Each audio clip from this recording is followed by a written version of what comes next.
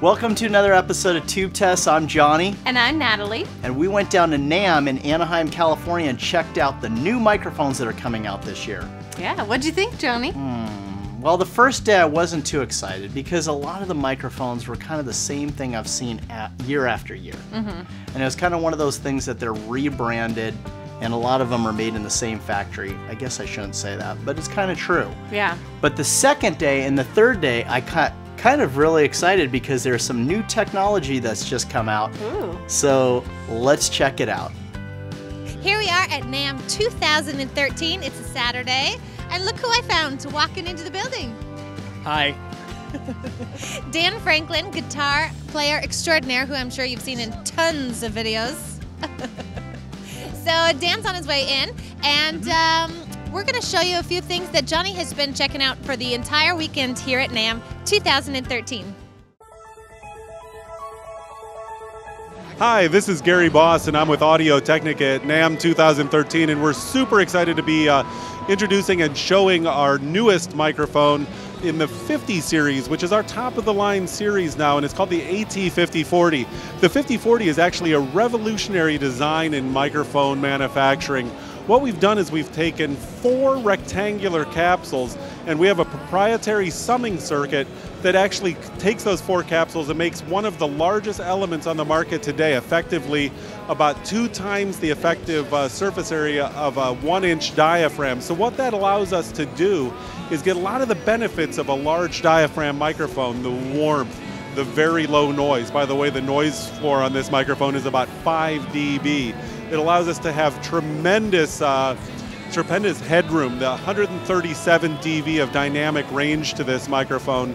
And it does away with a lot of the pitfalls of getting a capsule that large, which is you have a floppy diaphragm or you have to make the diaphragm thicker. This uses a 2-micron thick gold deposited diaphragm. Makes it very good for transients. So you get some of the benefits of a smaller diaphragm, that fast transient, the extended high frequency response. So it's really the best of both worlds. Again, huge dynamic range, super low noise. And we didn't even stop there. So the shock mount assembly itself is completely proprietary. We really kind of rethought the whole shock mount. What we wanted to do is do away with any resonance that's going to transmit to the microphone. So we have a very, very sophisticated, highly tooled and engineered shock mount. Even within the microphone itself, the whole capsule assembly floats within the body. In fact, mass was added to the body to change the resonance of the body. So really, this was our opportunity to let our engineers just kind of run wild and come up with something that was truly revolutionary in the microphone world. What we like to say about this is this was innovation, not emulation. We really love the old microphones and the style and the sound of the old microphones, but we didn't look to recreate that. We looked to recreate a new sound, to come out with our own Audio-Technica sound, and that's really what we did with the flagship 50 series. So the shock mount is quite unique. What we do is we put it in the arms, we push it till it snaps, and then there's a locking mechanism on the side for secure placement. Again, very easy to use, very elegant.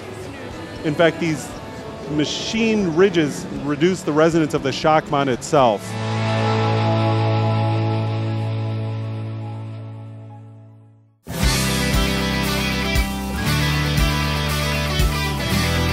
Hello, my name is Joe Wagoner. I'm with AKG. I'm here today to talk to you about a brand new product called the D12 VR, nicknamed the Hammer. It is a brand new capsule that's been designed from the bottom up. Dynamic capsule, cardioid pattern. But what makes this capsule very special is the thinnest diaphragm that we've ever used on a dynamic. It's a 3-millimeter diaphragm, so the low mass, lightweight of the diaphragm allows it to track the transient response better than any dynamic we've built before.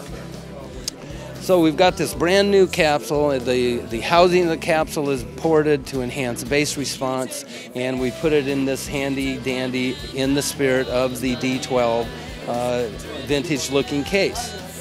Now for bass drum use, one of the nice things is you'll notice here as I turn this, you know, it'll nicely fit into a hole. And typical that in the bass drums you'll put a hole to get inside the drum and find the place where it sounds best. So this has a built-in stand holder that makes you able to make this a very nice profile to get inside of a drum. The other thing we did is we added a analog circuit board. So on top of this new capsule, you're going to see the circuit board inside. You have a passive microphone. It's just straight capsule sound.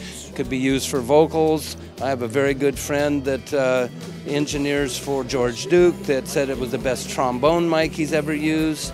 It works great for low bass, miking a bass cabinet, so on and so forth.